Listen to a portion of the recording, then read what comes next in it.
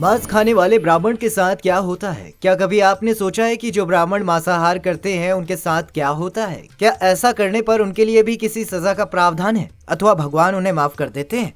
दोस्तों, ऐसा कहा जाता है कि अगर कोई ब्राह्मण अपना धर्म छोड़कर मांस का सेवन करता है तो वो अपने अंतिम दिनों में बहुत कष्ट भोगता है। उसके दांत काले पड़ जाते हैं और पेट बाहर निकल आता है। पुराणों की मान्यता है कि ब्राह्मण अगर धर्म छोड़कर मांस का सेवन करे तो उनकी मौत बहुत कष्टकारी होती है। ब्राह्मणों को इस तरह की सजा मिलने के पीछे की असली वजह उनके द्वारा श्रेष्ठता के महत्व को भूल जाना है। दोस्तों, आपको तो पता ही है कि वर्ण व्यवस्था में ब्राह्मण वर्ण को सबसे ऊपर रखा गया है, जिनका काम है ज्ञान का प्रसार करना, इसीलिए उन्हें श्रेष्ठ माना जाता है। ब्राह्मणों को तामसी प्रवृत्तियों से दूर रहना होता है और अपने अध्ययन पर ध्यान लगाना होता है, लेकिन मांस खाकर वो तामसी प्रवृत्तियों को बढ़ावा तो दे देता ही है, वो अपनी श्रेष्ठता को भी धूल में मिला देता है। अब इस पर भगवान का क्रोधित होना कोई आश्चर्य वाली बात तो नहीं रह जाती है। दोस्तों, अगर भगवत गीता की बात करें तो यहाँ पर भगवान श्री कृष्ण ने ये बताया है कि मनुष्य को मांस क्यों नहीं खाना चाहिए।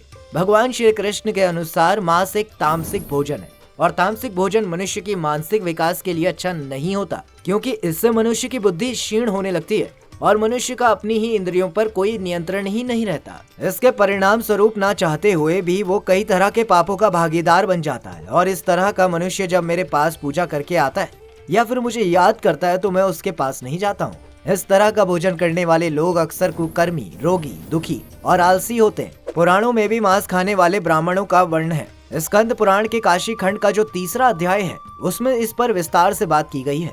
इस अध्याय में ये कहा गया है कि उस ब्राह्मण का जीवन धिक्कार में है जो मांस खाता है। ऐसे ब्राह्मणों को ना तो मृत्यु लोक में सुख मिलता है और ना ही मृत्यु के बाद दूसरे लोक में। सिर्फ यही नहीं, स्कंद पुराण में ये तक कहा गया है कि मांस मदिरा का सेवन करने वाले ब्राह्मणों की पूजा भी भगवान शिव कभी स्वीकार नहीं करते और गाय के मांस का सेवन करने वाले लोगों का तो और भी बुरा हाल होता है। स्कंद पुराण के अलावा वराह पुराण में भगवान विष्णु के बारे में भी ऐसी ही बातें लिखी हैं। इसमें भी यही कहा गया है कि भगवान विष्णु भी मांस खाने वाले लोगों की ना तो पूजा को स्वीकार करते हैं और ना ही उन्हें अपना भक्त मानते हैं। इसके साथ ही वो पृथ्वी देवता से भी यही कहते हैं कि जो मनुष्य गौमांस का सेवन करते हैं उन्हें बर्बाद करने में वो कोई देरी नहीं करते।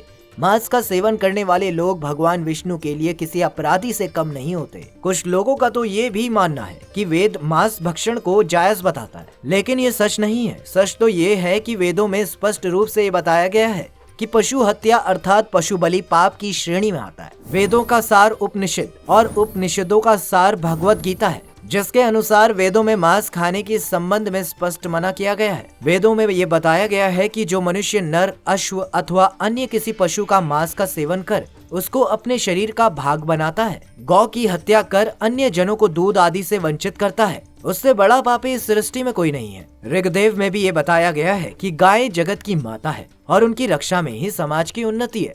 मनुष्य को उनके समान सभी 4 पैर वाले पशुओं की रक्षा करनी चाहिए। यजुर्वेद की माने तो मनुष्य को परमात्मा की सभी रचना को अपनी आत्मा के बराबर मानना चाहिए, अर्थात वो जैसे अपना हित चाहते हैं वैसे ही अन्यों का भी हित करें। जबकि अथर्ववेद में मनुष्यों से ये कहा गया है कि चावल, दाल, गेहूं आदि खाद्य पदार्थ आहार के रूप में ग्रहण करना चाहिए। यही एक ऐसा आहार है जो मानव जाति के लिए सबसे उत्तम और रमणीय भोज्य पदार्थ है। कहा जाता है कि पकाने वाला, परोसने वाला और खाने वाला ये सभी बहुत घातक होते हैं। इन तीनों की एक ही श्रेणी है तो जाहिर सी बात है तीनों को सजा भी एक जैसी ही मिलेगी। मांस किसी जीव की दर्दनाक हत्या करके ही प्राप्त होता है। मनुष्य शाकाहारी प्राणी है, यह उसके दांतों की बनावट से पता चलता है। आज के युग में लोग घर घर में तो मांसाहार नहीं खाते, पर बाहर जाकर अन्यथा या दोस्तों के साथ मांस का सेवन कर लेते हैं। उन्हें लगता है कि ऐसा करके वो पाप के भागीदार नहीं बनेंगे, लेकिन ऐसा बिल्कुल भी नहीं होता है। उन्हें भी ठीक वही सजाएं मिलती हैं जो बाकी मांस खाने वालों को भगवान द्वारा दी जाती है। एक मनुष्य हर किसी को धोखा दे सकता है,